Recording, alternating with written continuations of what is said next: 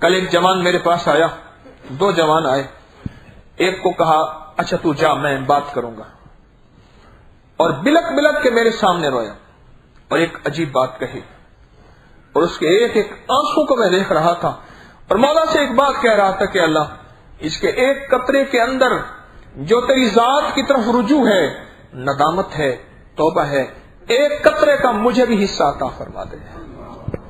جوان 18 20 22 سال کا جوان، اور مجھے کہنے لگا کہ 1000 روپے میں نے دے دیا اور ہم نے کپڑے اتار لیے، اور وہی مجھے ایک خوف آیا اللہ کا اور میں نے چھوڑ دیا۔ اوئے ہوئے، مجھے اس نے تڑپا دیا، ہلا دیا۔